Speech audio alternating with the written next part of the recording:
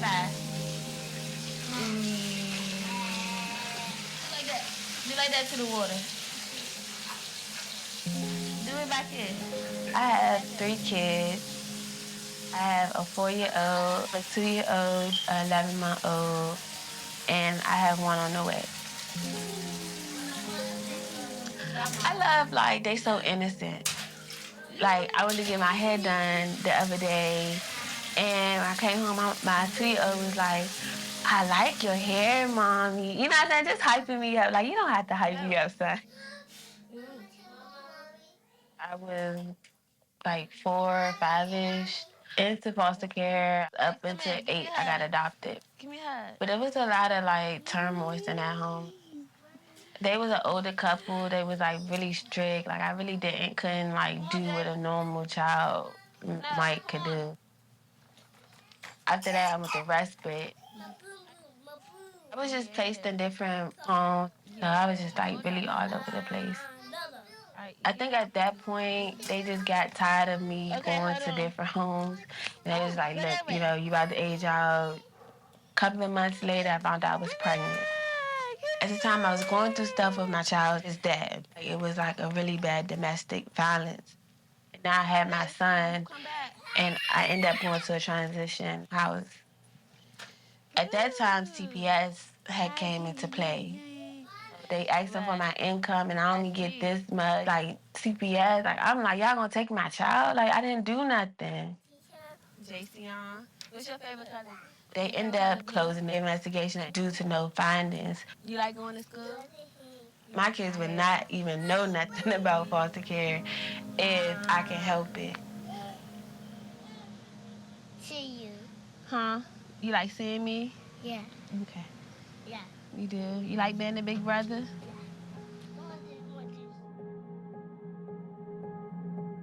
I was a parent's attorney representing parents whose children had been ripped from their homes and placed in government care.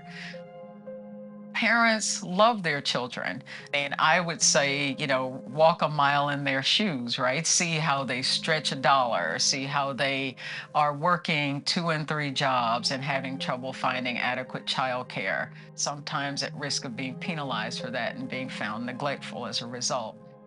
So that is what motivated me in the direction of pushing for more resources for families to prevent removals.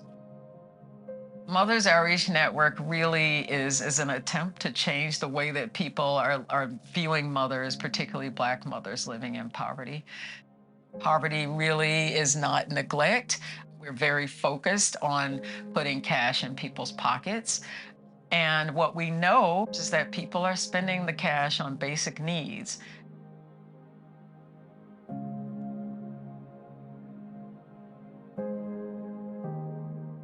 I wasn't going to get approved for this because I didn't have that extra income. Right. But being that I had that extra income and, you know, the long term of it, I was able to get approved. That is so great. I'm so glad to hear that. Yes, I really am an advocate for mom. Oh, well, I'm an advocate for you. Thank you. This space is like really the biggest me and my kids ever had. Okay. They love coming down here and just like, look, Mommy. Let's see what they've got. So, what's new in your life, Mom?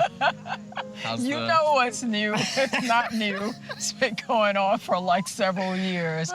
And I'm so glad you were a part of it in the beginning because we were just putting together the coalition. We're canvassing, collecting signatures. That's right. For the, what was it, Marriage for Guaranteed Income petition. Yes. And that was like in the Eastern Market area. We also did it here. I think it definitely makes you like really understand how to get through to people. That's where I feel the proudest of my law degree, that, you know, I've been able to, you know, help people access their rights, know that they have rights. I mean, to me, that's the purpose of having gone to law school. Yeah. I mean, that's a strong belief. I think something that like is an embodiment of the work that you do is something that you've passed down to me and my siblings, is sort of that it's not just like a thing you do on the side. It's not just like your job. It's sort of like you know, sort of see it as your life's calling, as like your mission. We were trying so hard to impart to you guys the values of giving to the community.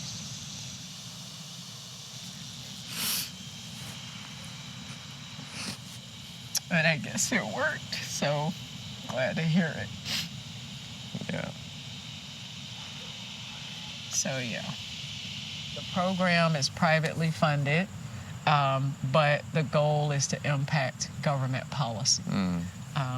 We would love to stop our program tomorrow if it meant that that the government was going to pick up the mantle and make the program accessible to all moms who really need it. Yeah. So that's what we need, another $1.5 million. It's a lot of money. It is a lot of money, but it's a great investment, and it's agree. nowhere near. I'll tell you that the agency in D.C. that is responsible for foster care, they put something like $200 million a year. It's more than a financial investment. It's an investment in a certain dignity of life. That's right. That's right. The mom program really helps like with the extra income, and not only the extra income, just the support part. Some of us is coming out of domestic violence situation and we don't know where to turn, or some of us is going through a financial struggle right now. How many programs is out here to help us single mothers that's trying to help mothers better themselves?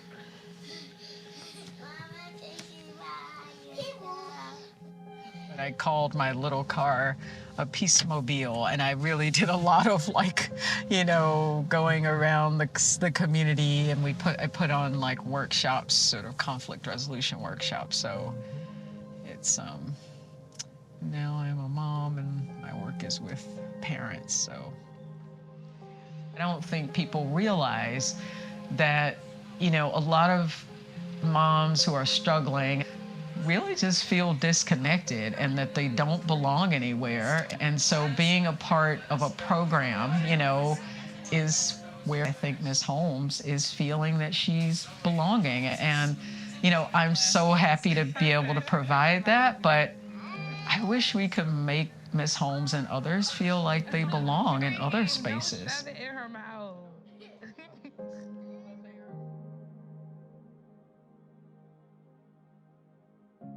I believe in people, and I believe in investing in people, and I think people who want to do something about this issue should do it, regardless of their background, because it actually takes all of us.